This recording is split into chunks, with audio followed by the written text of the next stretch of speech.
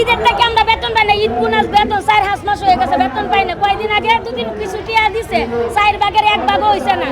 মানে একদিনের ঘর ভাড়া আমরা দিতে পারছি না, 6 মাসে রুম ভাড়া আমরা আটকিছে, দোকান বাকি আটকিছে, ছেলেমেয়েরা লেখাপড়া করে এই পোলা বন্ধ হয়ে আমরা রাস্তাঘাটে বইরা, তাহলে সরকারের কোনো দায়িত্ব না, না মালিকও কোনো দায়িত্ব নিতেছে না। এটা যদি ন্যায্য বিচার না করেন তাহলে আমরা এনতে চলবো না। আমাদের পরিশ্রমে সে আজকে বড় বড় বাড়ি গাড়ি মালিক। আমাদের যে 12-15 বছর যে আমাদের বেনিফিটটা আছে, সার্ভিস বেনিফিট যেটা, আমরা সেটা এখনো পাই নাই, যার জন্য এই পর্যন্ত এখানে আমাদের বহুবার আসা হয়েছে। এই ঈদের থেকে আমরা বেতন পাই না, ঈদ বোনাস বেতন 4 মাস হয়ে গেছে, বেতন পাই না। কয়দিন আগে 2 দিন কিছু টিয়া দিছে, 4 ভাগের 1 ভাগও হইছে না।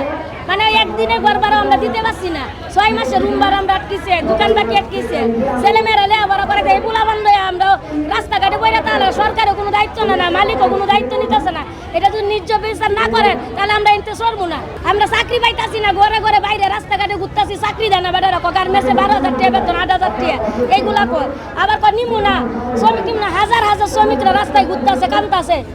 আর বাড়িওয়ালাকে রুম ভাড়া 4 টাকা না দেওয়া পর্যন্ত তোমরা বাইরে দিতাম না। আমরা 4 মাসের বেতন পাই, আর এই যে 10 বছরের ছুটির টিয়া বোনাস সবকিছুই পাই, কিছুই দেয় না মালিকে দেয় না। এখন মালিক সবকিছু বিক্রি করে ফালাইতেছে, ফালাইলে ফালানি যাইতো না, আমরা ভাবনা তারা উদ্ধার করে দেব। দীর্ঘ 18 মাস 1.5 বছর যাবৎ আমাদের এই মালিক বেতন, আমাদের যে পাওনা আছে, এই পাওনাগুলো নিয়ে উনি তালবাহানা শুরু করছে। এবং এই গত রমজান মাস থেকে আমরা শুধু কাজই করছি, তাদেরকে আমরা শ্রম দিচ্ছি, কিন্তু এই শ্রমের বিনিময়ে সে আমাদের পাওনা পরিশোধ করে নাই। এই কুরবানি ঈদের আগ পর্যন্ত, অর্থাৎ মে মাসের 28 তারিখ পর্যন্ত আমরা কাজ করছি। কাজ করার পর উনি হঠাৎ করে মালিক নাই, মানে ফ্যাক্টরির কোনো ম্যানেজমেন্টও নাই। তখন আমরা মানে এই ঈদের মাত্র 8-10 দিন বাকি, ওই সময়টাতে আমরা কোথায় যাব? আমাদের তো পরিবার আছে, আমাদের ফ্যামিলি আছে। আমরা দীর্ঘ 2 মাস কাজ করছি। কাজ করার পর আমরা তখন ঈদের সময় আমাদের যে বেনিফিটগুলো আছে, আমরা যদি ওইগুলো না পাই, আমাদের তো ঈদ করা লাগে, আমাদেরও ছোটো বাচ্চা আছে। সরকারের মানে সহযোগিতায় আমরা মোটামুটি এই কিছুদিন আগে আমাদের শুধু বেতনটা দেওয়া হয়েছে, ঈদের বোনাসটা এখনও দেওয়া হয় না, 19% বোনাস দিছে। এবং আমরা যে এই যে 12 বছর, 15 বছর, 16 বছর আমরা তাকে যে পরিশ্রম দিলাম,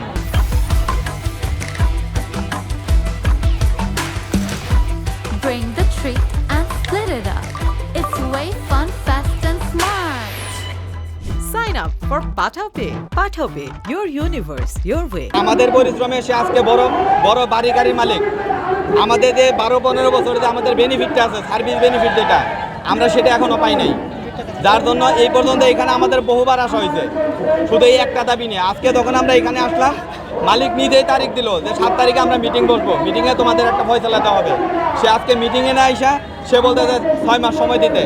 তার মানে কি, সে পরিকল্পনা করছে যে 6 মাস পরে যখন আমাদের সরকার পরিবর্তন হবে, তখন আমাদের এটাও লাপাত্তা হয়ে যাবে, তখন আমরা এখানে এসে আর কোনো কিছু আমরা পাবো না। এজন্য আমরা এখানে এখন অবস্থান করতেছি যে সরকারের পক্ষ থেকে আমাদেরকে যেন যে কোনো একটা ভালো কিছু আশ্বাস দেওয়া হয়। আমরা মালিকের পিছনে আর দৌড়াইতে পারতেছি না, কারণ মালিক ধরা ছোঁয়ার বাইরে, সরকারও তার পিছনে ব্যর্থ।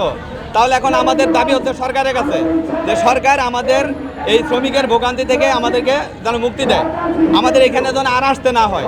সিজন ড্রেসেস লিমিটেডের গার্মেন্টস থেকে আর মিপকিপ এভারেন্সের থেকে আসছে 2 ফ্যাক্টরি একই মালিকের।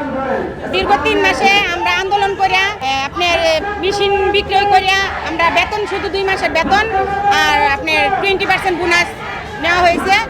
আর 16 বছর যাবত চলে গার্মেন্টসটা। 16 বছর গার্মেন্টসটা চলার কারণে আমরা যে ফেসিলিটিটা, সেটার জন্য আমরা এখানে আসা, শ্রম ভবনে আসা।